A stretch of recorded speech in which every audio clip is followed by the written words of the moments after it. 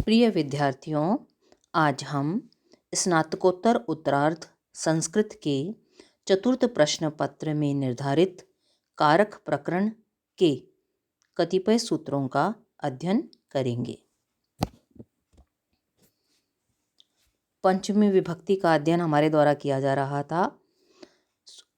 आज का प्रथम सूत्र है पृथक विना नानाभिः तृतीया अन्यतरस्याम्।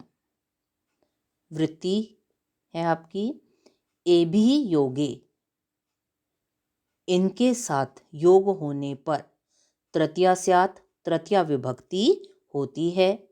पंचमी द्वितीय च, पंचमी और द्वितीय विभक्ति भी। अर्थ क्या है आपका?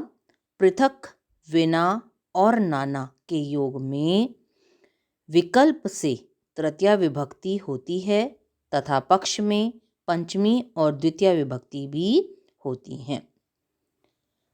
अन्यतरस्याम ग्रहणम समुच्चयार्थम पंचमी द्वितीय च अनुवर्तते। सूत्र में अन्यतरस्याम पद का ग्रहण समुच्चयार्थ अर्थात पंचमी तथा द्वितीय विभक्ति के समावेश हेतु किया गया है। तो अर्थ क्या निकला पूरा सूत्र का आपका? पृथक विना और नाना के साथ योग होने पर द्वितीया, पंचमी और तृतीया, क्रम से बोलेंगे तो तृतीया, पंचमी और द्वितीया तीनों विभक्ति होती हैं। उदाहरण है आपका पृथक रामेण रामात् रामम वा।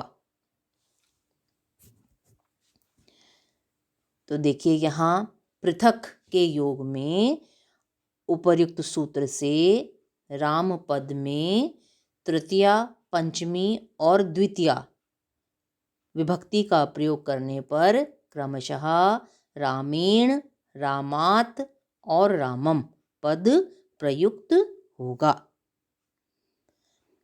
इसी प्रकार पृथक के स्थान पर आप लिख सकते हैं विना और नाना। तो दोनों के उदाहरण क्या बनेंगे आपके? विना रामेण रामात् रामम वा, राम के बिना। नाना रामेण रामात् रामम वा। तो विना और नाना शब्दों के साथ योग होने के कारण उपर्युक्त सूत्र से राम में तृतीया, पंचमी अथवा द्वितीय विभक्ति का प्रयोग करने पर क्रमशः रामेण, रामात् अथवा रामम पद प्रयुक्त होगा। स्पष्ट है? अब अगला सूत्र देखिए, दूरांतिकार्थेभ्यो द्वितीया च। दूर और अंतिक यानी समीप अर्थ वाले शब्दों से द्वितीया विभक्ति होती है च, और पंचमी और तृतीया विभक्ति भी होती हैं। वृत्ति देखिए, एभ्यः इनसे द्वितीया स्यात्, द्वितीया विभक्ति होती है च, और आत इनसे पंचमी तृतीया, पंचमी और तृतीया विभक्ति भी होती हैं। तो पूरा अर्थ क्या निकला आपका? दूर और अंतिक अर्थात समीप अर्थ वाले शब्दों से द्वितीया, पंचमी और तृतीया विभक्ति का प्रयोग होता है। प्रातिपदिकार्थ मात्रे विधि अयम। यह विधि या यह नियम प्रातिपदिकार्थ मात्र में ही लागू होता है। अर्थात ये तीनों विभक्तियाँ, कौन कौन सी विभक्तियाँ? द्वितीया, पंचमी और तृतीया, ये तीनों विभक्तियाँ प्रातिपदिकार्थ मात्र में ही लागू होती हैं। इनका अन्य कोई अर्थ नहीं होता है। जैसे आप बोल रहे हैं ग्रामस्य दूरम, तो गांव से दूर। ग्रामस्य दूरात, गांव से दूर से नहीं, अब दूरात का मतलब यहाँ है ना, तो केवल इनका अपना कोई अर्थ नहीं है, ये केवल प्रातिपदिकार्थ मात्र में दूर अर्थ में प्रयुक्त हो रही हैं। उदाहरण देखिए, ग्रामस्य दूरम दूरात दूरेण वा। और अंतिक का लेंगे तो ग्रामस्य अंतिकम अंतिकात अंतिकेन वा। तो अब यहाँ बता देंगे कि उपर्युक्त उदाहरण में या इस उदाहरण में उपर्युक्त सूत्र से दूर और अंतिक शब्द से क्रमशः द्वितीया, पंचमी और तृतीया विभक्ति का प्रयोग करने पर कौन कौन से पद बने आपके? दूरम, दूरात अथवा दूरेण पद, या फिर अंतिकम, अंतिकात अथवा अंतिकेन पद प्रयुक्त होंगे।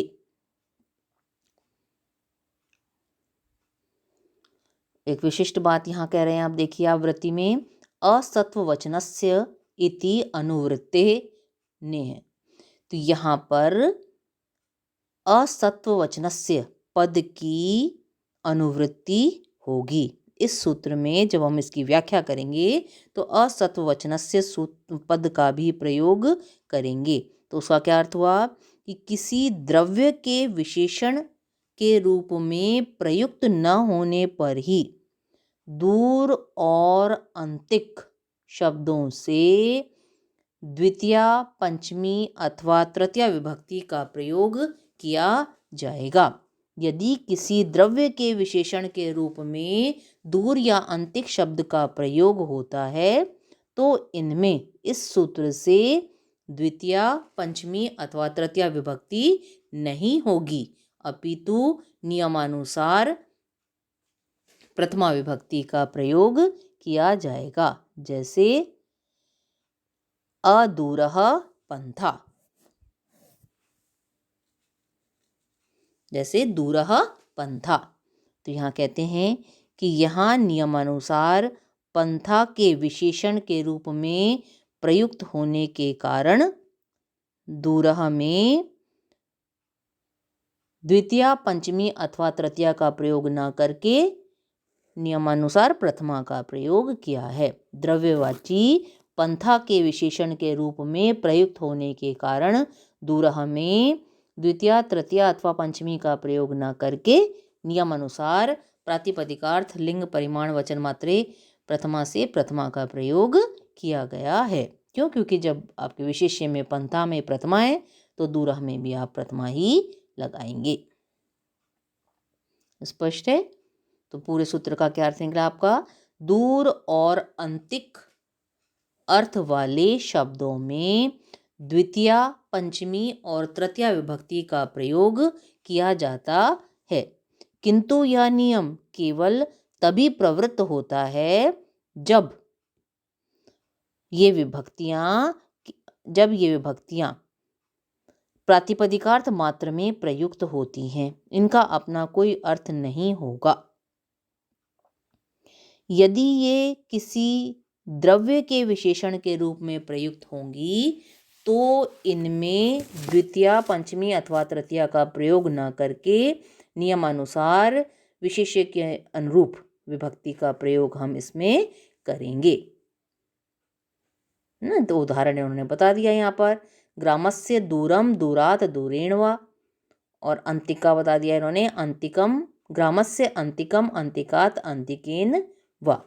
तो यहाँ द्रव्य के विशेषण के रूप में प्रयुक्त न होने के कारण दूरांतिकार्थेभ्यो द्वितीया च सूत्र से दूर पद में क्रमशः द्वितीया, पंचमी और तृतीया का प्रयोग करने पर दूरम, दूरात, दूरेण पद प्रयुक्त होगा।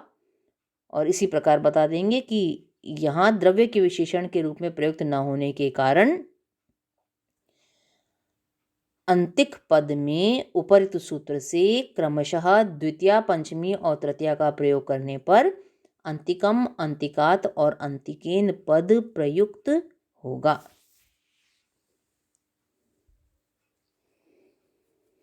अब इन दोनों सूत्रों को आप ध्यान से देख लीजिएगा। अगर इसमें कोई समस्या आती है तो आप पूछ सकते हैं।